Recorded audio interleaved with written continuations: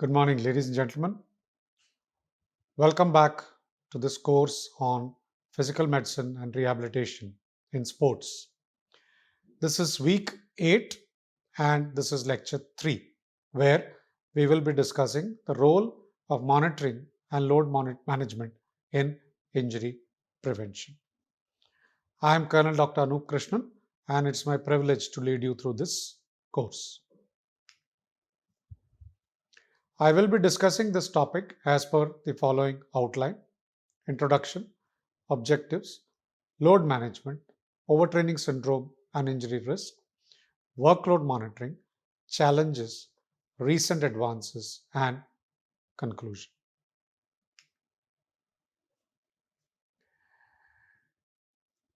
We must be aware about the relevance of load monitoring and load management in sports. It is very important to balance the training loads to prevent injuries and to get optimum performance. We have discussed the key principles in load management, and we will be discussing some of them in this lecture also. There is a role of scientific advancements in improving load management strategies. That means we need load management and load management strategies to be studied more diligently. Objectives: to understand the role of monitoring in injury prevention, to identify the methods of load assessment in athletes, to explore the tools and technologies used in load management, to discuss the best practices for implementing load management strategies, and to evaluate some case studies of successful load management programs. Load management. Load management involves the systematic manipulation, monitoring, and adjustment of training and competition loads to optimize performance, facilitate recovery, and prevent overtraining. The complexity of load management lies in considering external and internal factors that affect the athletes individually and collectively.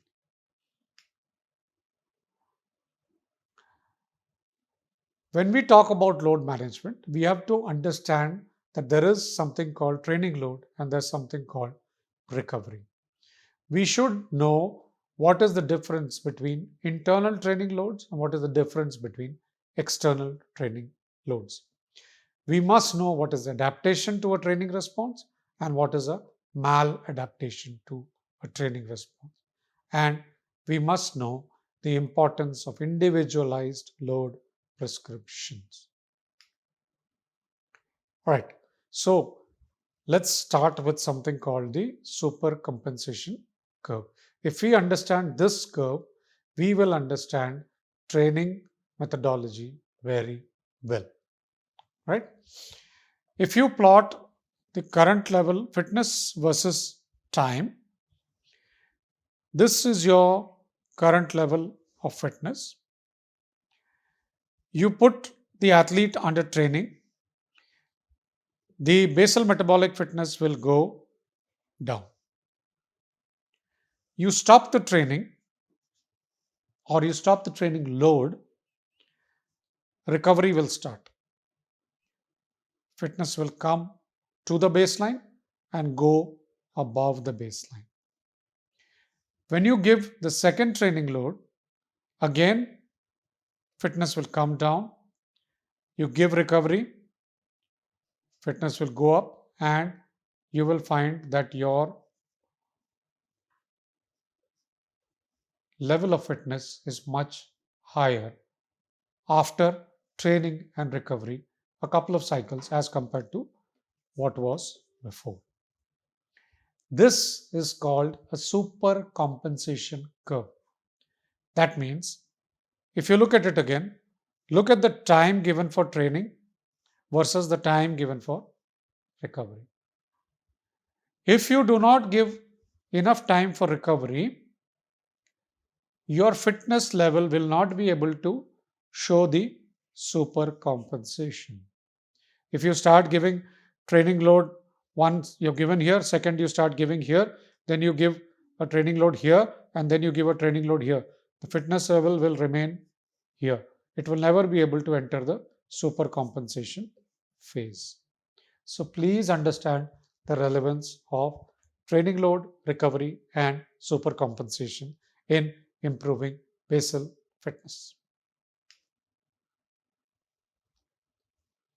When you talk about load monitoring, there is something called acute to chronic workload ratio.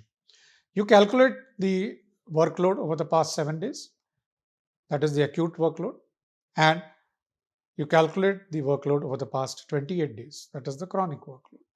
This ratio will give you a lot of data.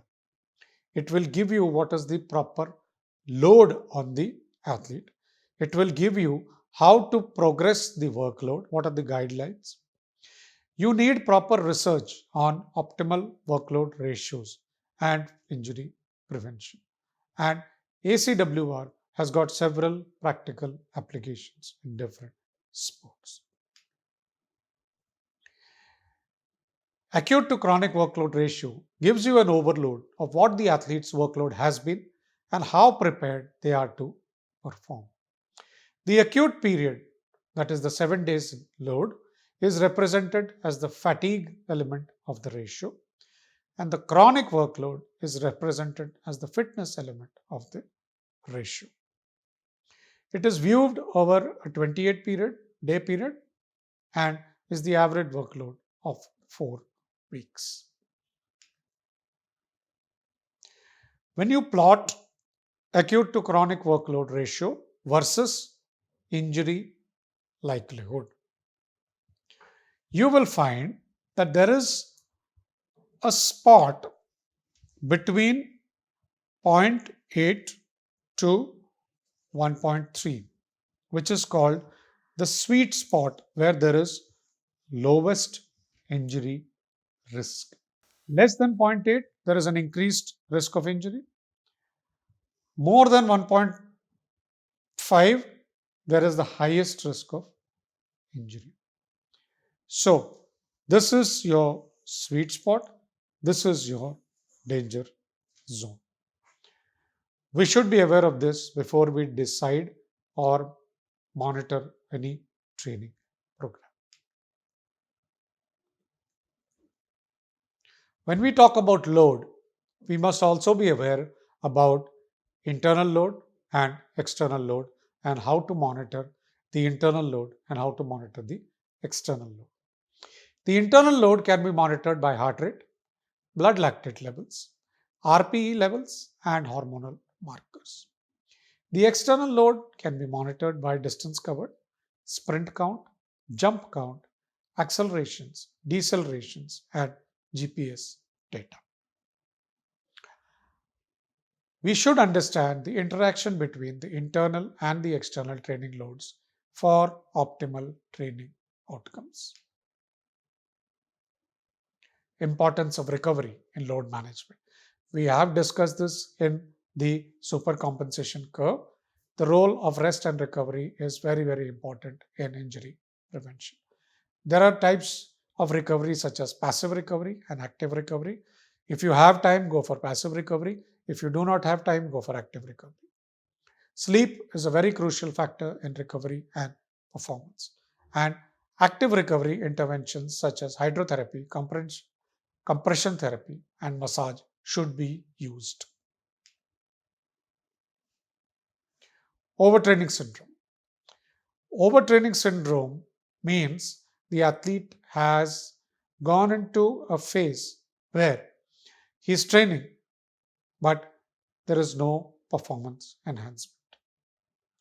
It has got several phases such as functional overreaching, non-functional overreaching, and overtraining syndrome. There are several early warning signs of overtraining, and it has a large impact on physical and psychological strength.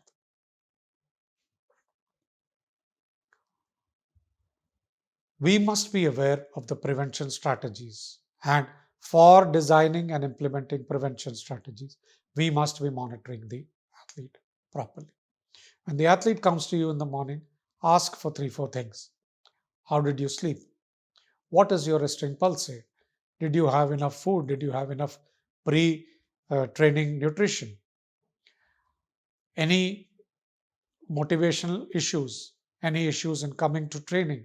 All these things are early signs and symptoms of overreaching and should be picked up very early so that the athlete can be picked up during overreaching and should not be allowed to go to the overtraining stage.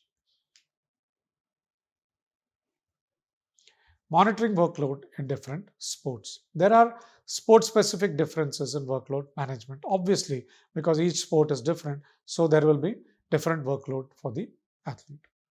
Endurance athletes, different. Power athletes, different. Team sports, load management is different. We must read up about some good case studies on workload management in soccer, basketball, track and field, and swimming. And more importantly, in our country, in cricket. If you look at the fast bowlers from the previous era, some 10, 20, 30 years before, and if you look at the fast bowlers now, you will see most of them are prone to injuries now because the workload has increased dramatically and nobody is focusing on technique, recovery, and workload management. For doing all this, there is a strong role of wearable technology in monitoring the athlete. You can use GPS monitors, you can use accelerometers, you can use heart rate monitors, you can use heart rate variability monitors. These will give you real time data for tracking, and you can use this for training adjustments. You have something called inertial measurement units and force sensors, which will give you the impact forces on an athlete during any bulk impact.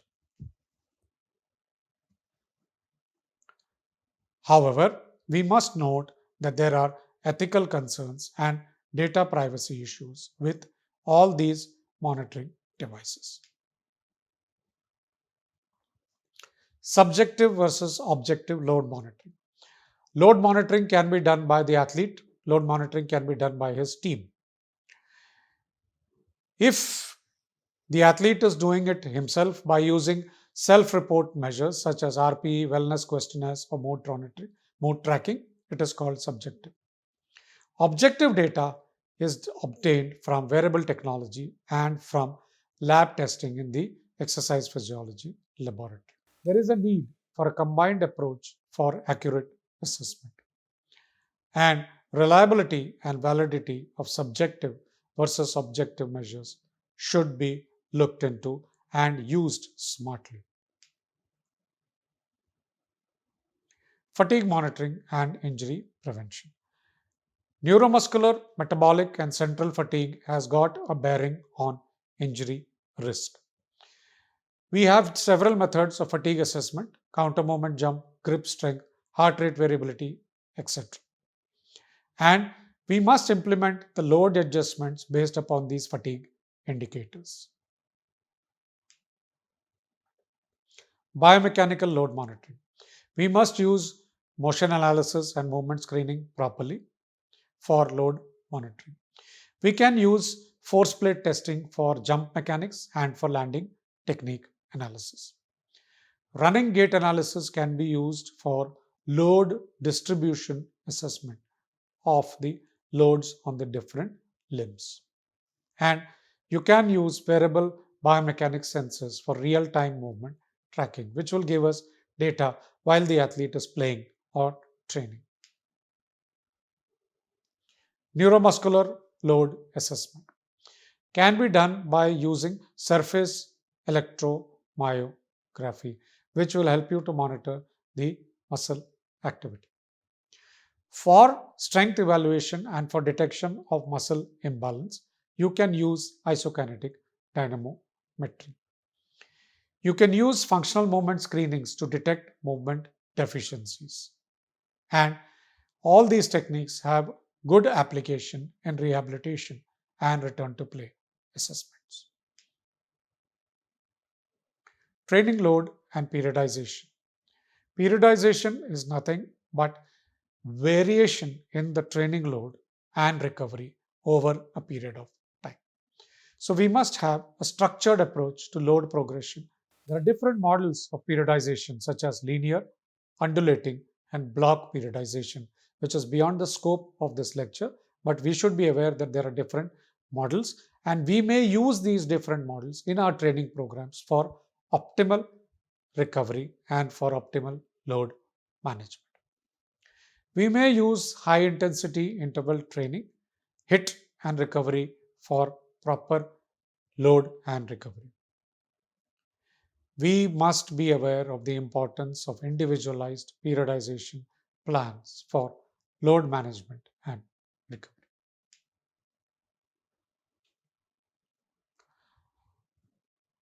There are different and unique requirements of young youth athletes, and we must be aware of these. Do not go for early specialization in youth athletes, and do not go for high training volumes in youth athletes. In youth athletes, go for late specialization and try and put them in as many sports as possible. And please do not give them high training volumes and high intensity training loads. There are several guidelines which are available for age appropriate training loads, and please be using them. Growth related injuries and implications for load management are there because these are all growing athletes and the skeleton is growing. So please be very careful about the load you subject these athletes to. Female athletes. There are strong hormonal influences on recovery and injury risk in females. Menstrual cycle tracking and performance adaptation should be used because there is a role of the menstrual cycle on performance, recovery, and load management. Training modifications should be sex specific, and injury prevention strategies should also be sex specific. Do not use the same program and same training modifications in females as you would use in a male athlete. Sleep and load management. Low sleep, poor sleep, high injury risk. It's very clear. There is a role of sleep deprivation on cognitive function and motor control. So you must be aware of this, and you must be able to use proper sleep tracking devices and their applications in athlete management. Use them intelligently, use the data intelligently. Teach your athlete strategies to improve sleep hygiene and improve recovery. Nutritional strategies. Role of macronutrients and micronutrients in recovery and tissue repair is very, very important. We must be aware of it.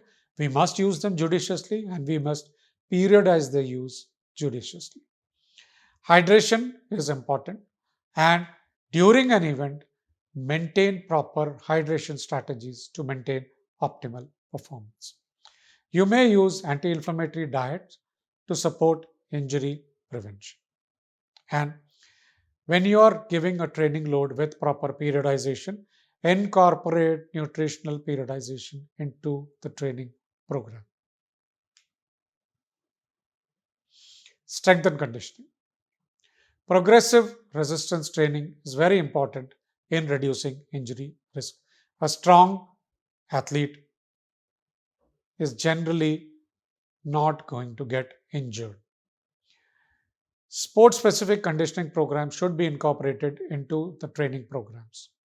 Eccentric training should be used judiciously to improve tissue resilience. And when you're doing resistance training and power development, make sure you're doing proper load monitoring. The role of coaches and support staff. Education of athletes on proper load management. Development of individualized training programs based on athlete profiles. Communication between the coaches, between the medical staff, amongst the coaches and the medical staff and the athletes should be two-way communication without any barriers. And Make sure you use sports psychologists for managing training loads. Injury surveillance and data analytics. We should have a proper injury tracking database. Using this database, we should use predictive analytics and machine learning for developing injury prevention programs.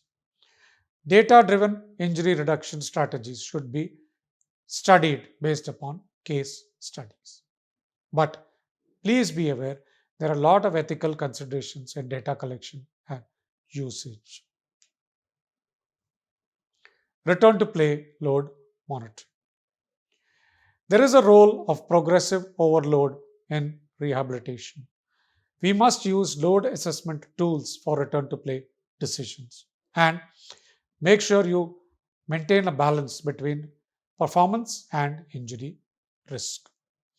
Before return to play, use a psychological readiness assessment and confidence building techniques prior to return to play. Challenges. There is a resistance to change in the coaching practices. New generation monitoring techniques are costly, may not be accessible to everybody. And there is a lack of standardization in load monitoring protocols. There are no standardized load monitoring protocols across the world. We must work on strategies to improve compliance and effectiveness. Future trends. Artificial intelligence driven injury prediction models and personalized training plans. Virtual reality and augmented reality in load assessment. Genetic profiling may be used in personalized load management.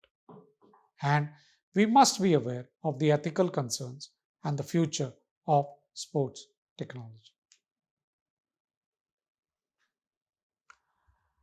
We have discussed the key principles in monitoring and load management. We have discussed the need for a multidisciplinary approach. We must know that continuous evolution of best practices in injury prevention is the only way forward. And optimizing load management for athlete performance and injury reduction is a continuous process and is a teamwork affair. These are my references, ladies and gentlemen. I seem to have finished, ladies and gentlemen, and we come to the end of lecture 3 of week 8. Thank you for your patient listening and participation. Thank you and Jai Hind.